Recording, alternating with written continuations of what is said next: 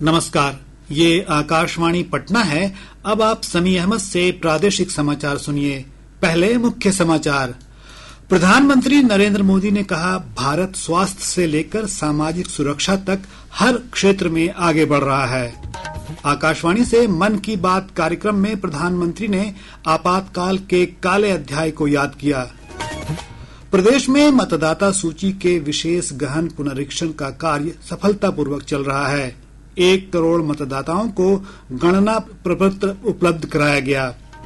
और मौसम विभाग ने पश्चिम चंपारण, बक्सर, गया, कैमूर और नवादा जिले में 1-2 स्थानों पर भारी बारिश की चेतावनी जारी की। अब समाचार विस्तार से। प्रधानमंत्री नरेंद्र मोदी ने कहा है कि स्वास्थ्य से लेकर सामाजिक सुरक्षा तक देश सभी क्षेत्रों में तेजी से आगे बढ़ रहा है। आकाशवाणी से आज मन की बात कार्यक्रम में श्री मोदी ने कहा कि आज देश की जनता किसी न किसी प्रकार की सामाजिक सुरक्षा का लाभ ले रही है। उन्होंने अंतर्राष्ट्रीय श्रम संगठन की रिपोर्ट का उल्लेख किया, जिसमें कहा गया है कि देश की 64% से ज्यादा आबादी को कोई न कोई सामाजिक सुरक्षा मिल रही है। भारत में स्वास्थ्य से लेकर सामाजिक सुरक्षा तक हर क्षेत्र में देश सैचुरेशन की भावना से आगे बढ़ रहा है। ये सामाजिक न्याय की भी उत्तम तस्वीर है। इन सफलताओं ने एक विश्वास जगाया है कि आने वाला समय और बेहतर होगा। हर कदम पर भारत और भी सशक्त होगा। प्रधानमंत्री ने विश्व स्वास्थ्य संगठन की रिपोर्ट का भी उल्लेख किया, जिसमें भारत को आंखों की बीमारी ट्रैकोमा से मुक्त घोषित किया गया है। श्री मोदी ने कहा कि यह उन लाखों स्वास्थ्य कर्मियों के अथक प्रयासों का फल है, जिन्होंने इस बीमारी से लड़ाई लड़ी। आप में से बहुत से लोगों ने आंखों की एक बीमारी के बारे में सुना होगा, ट्रैकोमा। ये बीमारी बैक्टीरिया से फैलती है। एक समय था जब ये बीमारी देश के कई हिस्सों में आम थी।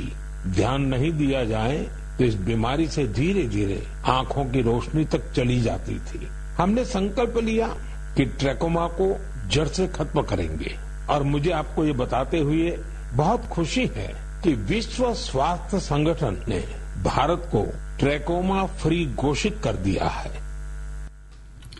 आपातकाल का उल्लेख करते हुए प्रधानमंत्री ने कहा कि जन भागीदारी से बड़े संकटों का मुकाबला किया जा सकता है। प्रधानमंत्री ने कहा कि आपातकाल लगाने वालों ने न सिर्फ संविधान की हत्या की, बल्कि उनका इरादा न्यायपालिका को भी गुलाम बनाने का था। श्री मोदी ने कहा कि इस दौरान कई लोगों को कठोर यातनाएं दी गईं, छात्रों को परेशान किया गया और अभिव्यक्ति की आजादी का गला घोंटा गया। देश पर इमरजेंसी थोपे जाने के 50 वर्ष कुछ दिन पहले ही पूरे हुए हैं। हम देशवासियों ने संविधान हत्या दिवस मनाया है। हमें हमेशा उन सभी लोगों को याद करना चाहिए जिन्होंने इमरजेंसी का डटकर मुकाबला किया था। इससे हमें अपने संविधान को सशक्त बनाए रखने के लिए निरंतर सजग रहने की प्रेरणा मिलती है। श्री मोदी ने कहा कि इस महीने की 21 तारीख को आयोजित अंतर्राष्ट्रीय योग दिवस में दुनिया भर के करोड़ों लोगों ने हिस्सा लिया। उन्होंने कहा कि अधिक से अधिक लोग अपने दैनिक जीवन में योग को अपना रहे हैं। प्रधानमंत्री ने कहा कि इस वर्ष के योग दिवस का विषय एक पृथ्वी एक स्वास्थ्य भी बहुत खास था। उन्होंने कहा कि यह सिर्फ एक नारा नहीं है, बल्कि एक दिशा है जो हमें वसुधैव कुटुंबकम का एहसास कराती है। श्री मोदी ने कैलाश मानसरोवर यात्रा, अमरनाथ यात्रा और जगन्नाथ रथ यात्रा की भी चर्चा की। उन्होंने कहा कि उत्तर से दक्षिण और पूर्व से पश्चिम तक ये यात्राएं एक भारत श्रेष्ठ भारत के भाव का प्रतिबिंब हैं। जब कोई भी यात्रा होती है तो जितने लोग यात्रा पर जाते हैं उससे ज्यादा लोग तीर्थ यात्रियों की सेवा के काम में जुड़ते हैं। जगह जगह भंडारे और लंगर लगते हैं। लोग सड़कों के किनारे प्याऊ लगवाते हैं। सेवा भाव से ही मेडिकल कैंप और सुविधाओं की व्यवस्था की जाती है। कितने ही लोग अपने खर्च से तीर्थ यात्रियों के लिए धर्मशालाओं की और रहने की व्यवस्था करते हैं। श्री मोदी ने कहा कि पिछले महीने भगवान बुद्ध के पवित्र अवशेष भारत से वियतनाम ले जाए गए और उन्हें 9 स्थानों पर जनता के दर्शन के लिए रखा गया था। भारत की ये एक पहल वियतनाम के लिए राष्ट्रीय उत्सव बन गई और करीब 10 करोड़ लोगों की आबादी वाले वियतनाम में 1.5 करोड़ से ज्यादा लोगों ने भगवान बुद्ध के पवित्र अवशेषों के दर्शन किए। श्री मोदी ने हाल ही में अंतर्राष्ट्रीय अंतरिक्ष केंद्र गए भारत के ग्रुप कैप्टन शुभांशु शुक्ला का भी जिक्र किया। इस समय सबकी निगाहें इंटरनेशनल स्पेस सेंटर पर भी है। भारत ने एक नया इतिहास रचा है। मेरी कल ग्रुप कैप्टन शुभांशु शुक्ला से बात भी हुई है। आपने भी शुभांशु से मेरी बातचीत को जरूर सुना होगा। अभी शुभांशु को कुछ और दिन इंटरनेशनल स्पेस सेंटर रहना है। हम मिशंस के बारे में और बातें करेंगे, लेकिन मन की बात के अगले एपिसोड में। राज्य के सभी जिलों में मतदाता सूची का विशेष गहन पुनरीक्षण कार्य सफलतापूर्वक चल रहा है। अब तक 1 करोड़ मतदाताओं के बीच गणना प्रपत्र वितरित किए गए हैं। इस कार्य में 1.5 लाख से अधिक बूथ लेवल एजेंट BLA राजनीतिक दलों की ओर से सत्यापन कर रहे हैं। भाजपा की ओर से लगभग 52,000, वहीं राष्ट्रीय जनता दल की ओर से 47,000 से अधिक BLA इस प्रक्रिया में भाग ले रहे हैं। पटना जिले में लगभग 5,000 बूथ लेवल अधिकारियों BLO को लगाया गया है। जिला निर्वाचन पदाधिकारी सह जिलाधिकारी डॉक्टर S त्यागराजन ने मतदाताओं से सही तरीके से गणना फॉर्म भरने की अपील की। यह अभियान 25 जुलाई तक चलेगा। 25 तारीख से शुरू हो चुकी है और BLOs घर घर जा रहे हैं और जो प्री जनरेटेड फॉर्म्स को सर्व कर रहे हैं। जैसे घर में 5 लोग हैं, 5 निर्वाचक अगर मान लीजिए योग्यता रखते हैं, उन सभी 5 को एनिमेटेड फॉर्म दे दिए जाते हैं और उनसे वापस 3 या 4 दिन बाद वो भरवा के लेंगे, या अगर उनकी सुविधा हो तो वहीं पर भरवा करके वो दे सकेंगे निर्वाचक के सुविधा के आलोक में। पटना के गांधी मैदान में आज वक्फ बचाओ संविधान बचाओ सम्मेलन का आयोजन किया गया। इसका आयोजन Imarat Shariah, all India Muslim personal law board समेत कई अन्य संगठनों ने किया। राष्ट्रीय जनता दल के नेता तेजस्वी प्रसाद यादव ने भी कार्यक्रम को संबोधित किया। उन्होंने कहा कि उनकी पार्टी मुस्लिम समुदाय के हितों के समर्थन में हमेशा आवाज उठाती रहेगी।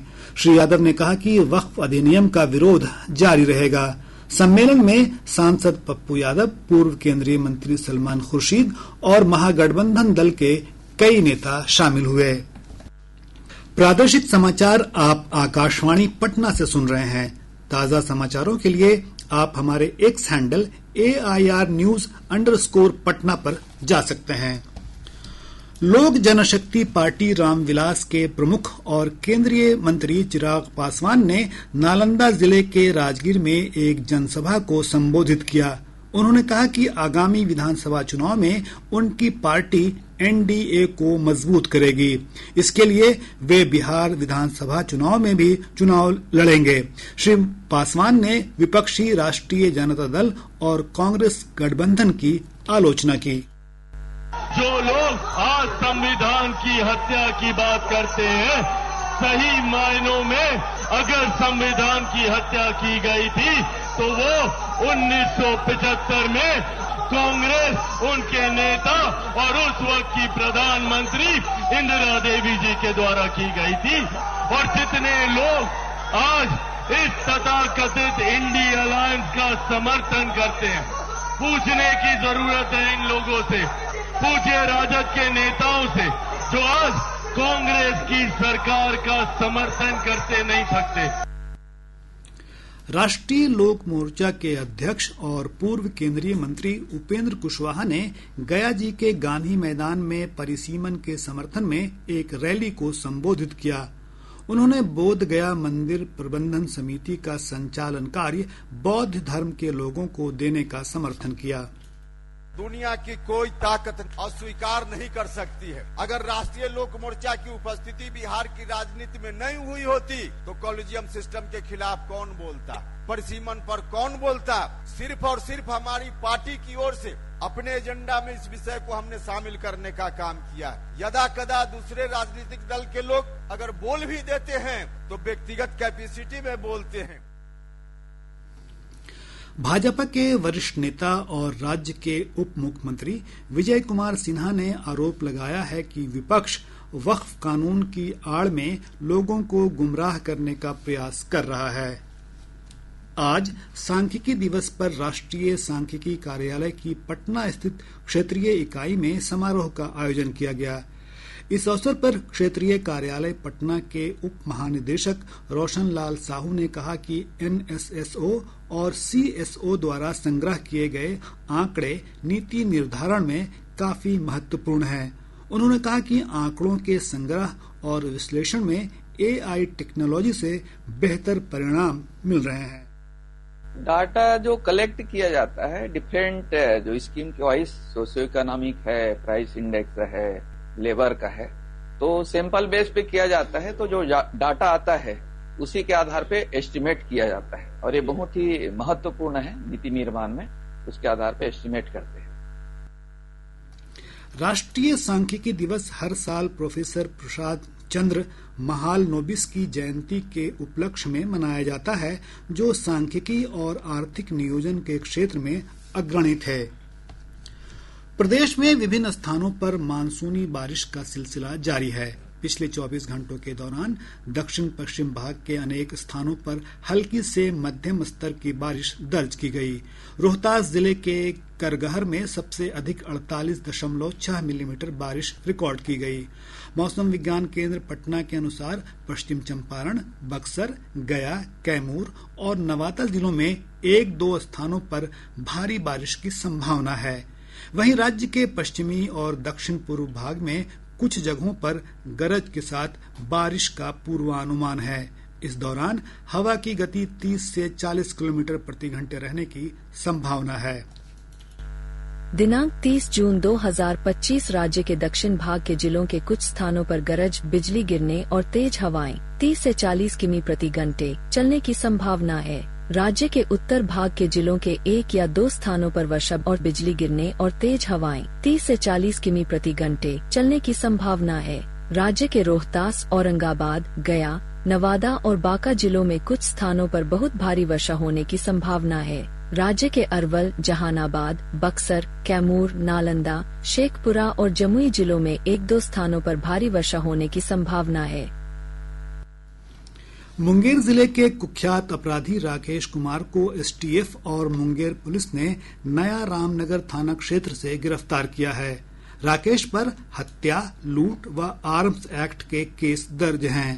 पूछताछ के बाद राकेश को जेल भेज दिया गया। सुपौल जिले के वीरपुर स्थित सीमा चौकी सतना में एसएसबी की 45वीं बटालियन की ओर से चिकित्सा शिविर का आयोजन किया गया। इसमें 155 नागरिकों का मुफ्त इलाज कर उन्हें दवाइयां दी गईं। और अब अंत में मुख्य समाचार एक बार फिर।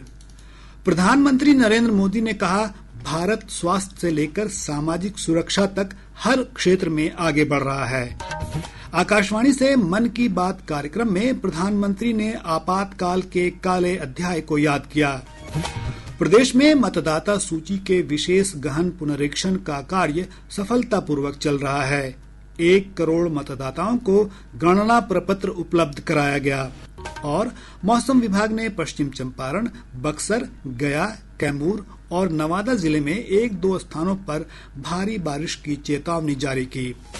इसके साथ ही आकाशवाणी पटना से प्रसारित प्रादेशिक समाचार का ये अंक समाप्त हुआ।